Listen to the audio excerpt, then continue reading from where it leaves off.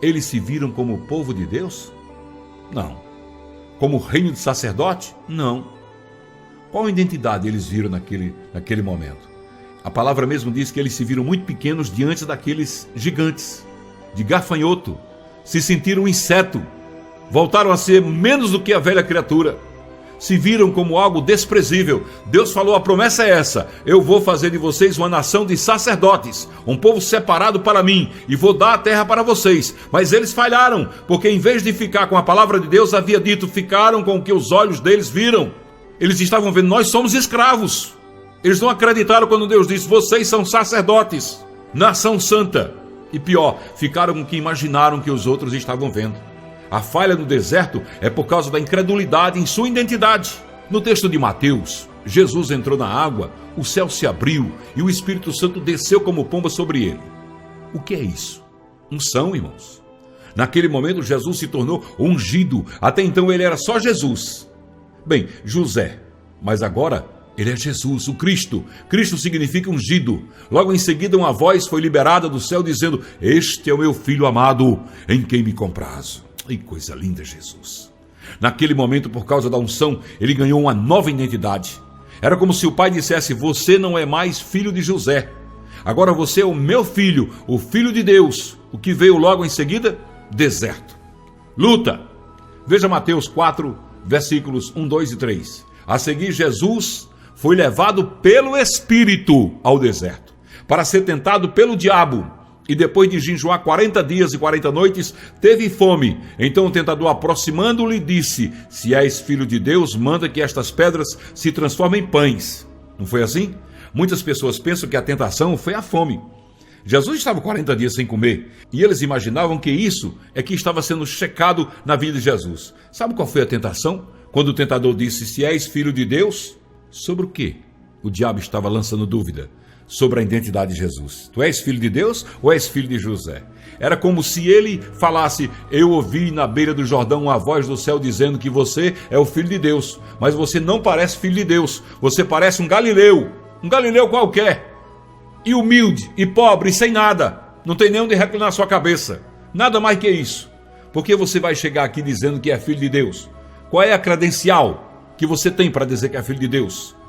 Com base no que você diz que é filho de Deus? Foi nesse momento que o diabo lançou a tentação. Se você é o filho de Deus, prove. Essa é a tentação. Hoje o diabo fala, se você é filho de Deus, prova. Vença o pecado. Vença. Vença a prostituição. O desejo de usar drogas, de tomar uma cachaça. O desejo de adulterar. Vença. Vença o medo. Vai ter momentos em sua vida que você irá sofrer uma pressão muito grande e o diabo vai questionar na sua mente, será que você é sacerdote mesmo ou um representante de Deus? Será que você realmente foi chamado para essa obra? Será que você está no lugar certo? Você não parece com o filho de Deus. O diabo irá falar em sua mente, sabe para quê?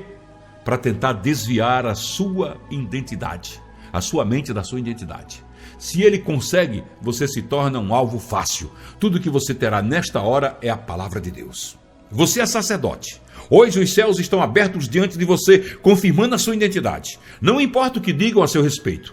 Não importa o que você sinta. Não importa o que você vai ver ou deixar de ver.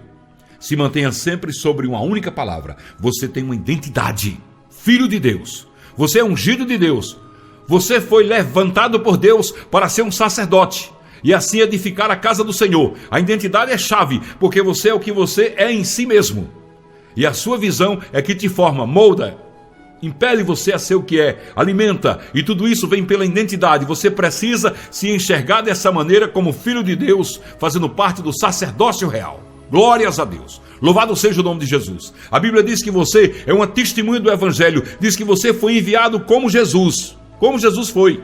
E o mais importante, Jesus nunca te abandonará, porque se o medo se posicionar, assuma a unção que Deus deu para você. Deus não faz acepção de pessoas.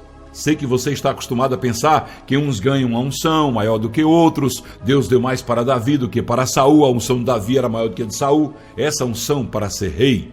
Se Saul tivesse disposto a lutar contra Golias, dependendo da unção dele de rei, ele o venceria. Por que venceria? Porque Deus o havia ungido para aquilo. Mas qual foi a atitude dele? Medo, incredulidade, timidez. Não achou que a unção dele era suficiente. Quantos Saúls há no meio da igreja hoje, que não assumem a unção que possuem? A diferença entre Davi e Saul foi a atitude. Davi teve ousadia em assumir a sua identidade. Davi sabia que o inimigo não poderia resisti-lo por causa da sua identidade de rei. É como se ele dissesse: quem me colocou aqui tem um compromisso comigo. E onde eu for, ele vai comigo. E onde eu pisar, ele pisará comigo. Ele vai me ajudar a resistir o maligno. Oh, glória! O irmão de Davi mandou Davi voltar para cuidar das ovelhas, das poucas ovelhas. Ainda zombou até do rebanho que Davi cuidava. Mas Davi, no entanto, estava disposto a enfrentar o Golias, porque ele sabia que a sua identidade era de rei. Não há diferença de unção de sacerdote para sacerdote. Tudo depende da sua atitude. O que faz a obra avançar é a unção, o poder de Deus, mas é necessário ter atitude para que essa unção realmente haja na sua vida. Permita Deus agir na sua vida através da unção do Espírito Santo. Você está presente nesse trabalho que Deus colocou nas suas mãos. Então use das habilidades que Deus tem colocado à sua disposição. A unção determina as habilidades. Quando Deus nos chamou, Ele nos capacitou e conferiu habilidades que antes não tínhamos. Começamos a fazer coisas que antes não fazíamos, mas isso também depende da nossa atitude. Basta você se posicionar nesta unção de habilidades espirituais manifestadas em sua vida. No começo vai ter muitos testes para que você desista, porque os homens e mulheres de Deus têm que andar por fé e não por vistas. Jesus, depois de ungido, recebeu habilidades. Em Isaías capítulo 61, versículos 1, 2 e 3, o Espírito do Senhor Deus está sobre mim, porque o Senhor me ungiu para pregar boas novas. Jesus estava na sinagoga dizendo isso, viu? O Espírito do Senhor Deus está sobre mim, porque o Senhor me ungiu para pregar boas novas aos quebrantados, aos humildes, viu?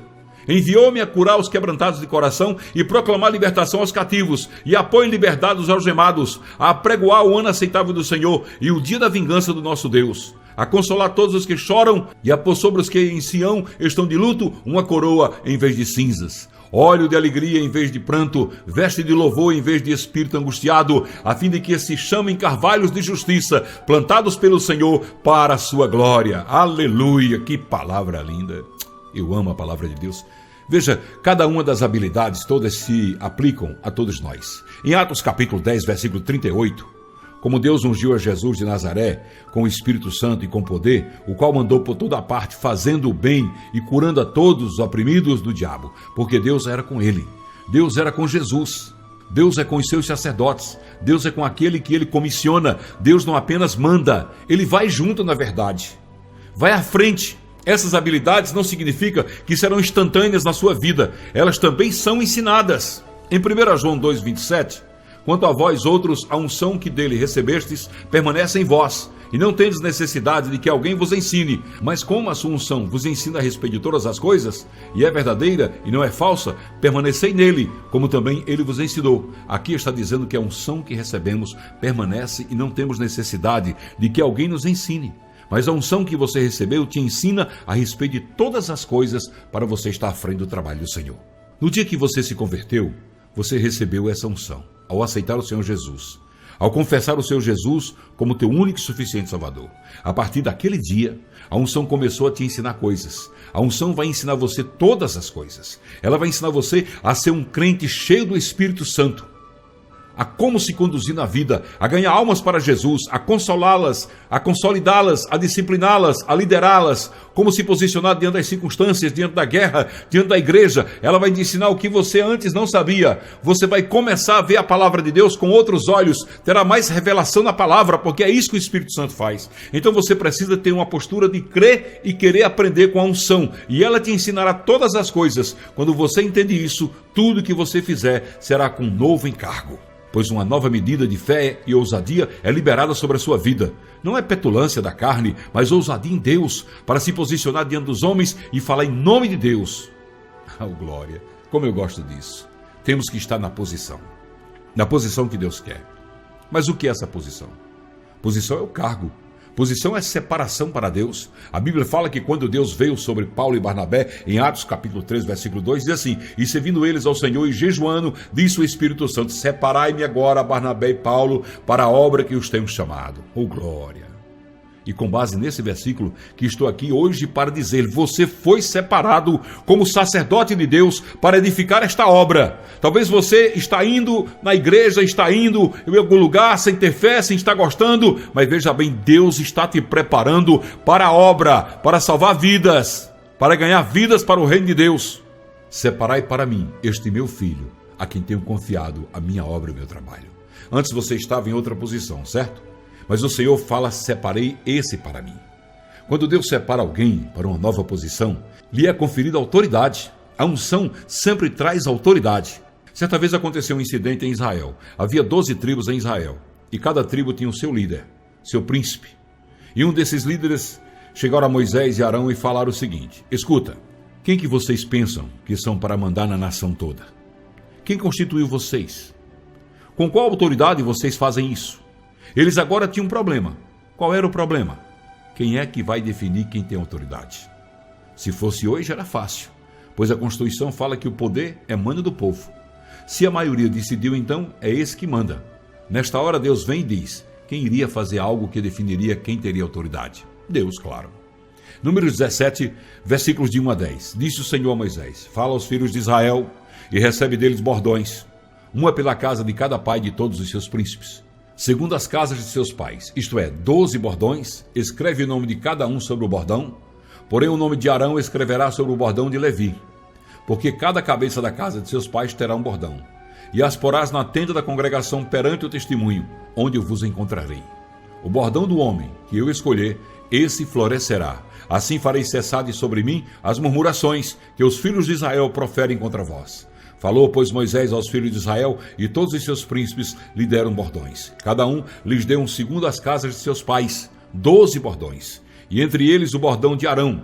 Moisés pôs esses bordões perante o Senhor, na tenda do testemunho. No dia seguinte, Moisés entrou na tenda do testemunho, e eis que o bordão de Arão, pela casa de Levi, brotara, e tendo inchado os gomos, produzia flores e dava amêndoas. Então Moisés trouxe todos os bordões de diante do Senhor a todos os filhos de Israel, e eles o viram, e tomou cada um o seu bordão. Disse o Senhor a Moisés: torna a pôr o bordão de Arão perante o testemunho, para que se guarde por sinal para filhos rebeldes. Assim farás acabar as suas murmurações contra mim, para que não morram.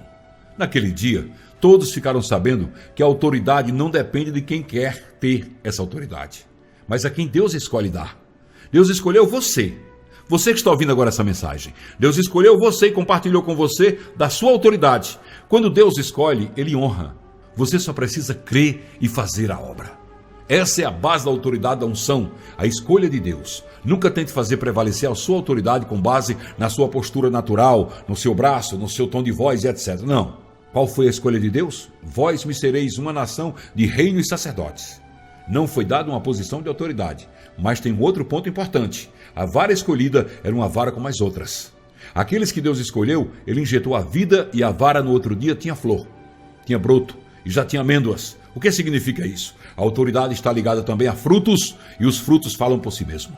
Os frutos de caráter, os frutos da obra, os frutos da liderança e muitos outros, eles falam por si mesmo. Aquele que Deus escolheu irá florescer, uns a 30, outros a 60 e outros a 100. Isso só acontece porque aquele que Deus escolhe recebe a vida de ressurreição, frutificação, e por meio da vida de ressurreição, o que é a vida de ressurreição? É a vida que entra no bordão seco e faz ele gerar, brotar. É o poder da unção. Glórias a Deus. Ou seja, e você usa um poder que não tinha, para fazer o que não poderia fazer e realizar o que estava fora do seu alcance. Tudo que faço está fora do meu alcance. Faço pelo poder de Deus. É vida de ressurreição operando em minha vida. A unção gera uma posição. Essa posição lhe confere autoridade. Há muitos anos recebi esta unção do Senhor, mas hoje ainda a mesma unção está aqui. Irá gerar 3 coisas em cada um de nós: identidade, habilidade e posição. Mas isso tudo só pode ser algo vivo em sua vida se você tiver uma visão correta de você mesmo. Há 3 tipos de visão de si mesmo. Primeira, a visão de Moisés, voluntária. Fazer por iniciativa própria, e isso levou ele a se dar mal.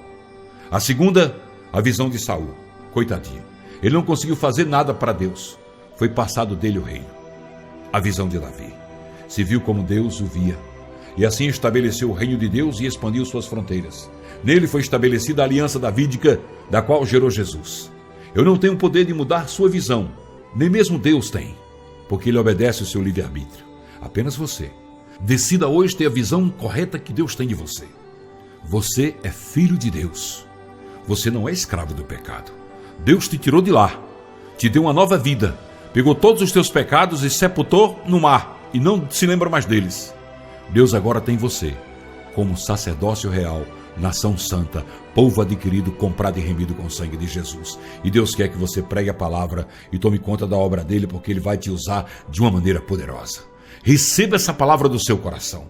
Deus está dizendo: eu quero te usar. Só basta você dizer: eu quero ser usado, Senhor. Faça-se em mim segundo a tua vontade. Fica na paz. Que o Senhor Jesus te abençoe poderosamente.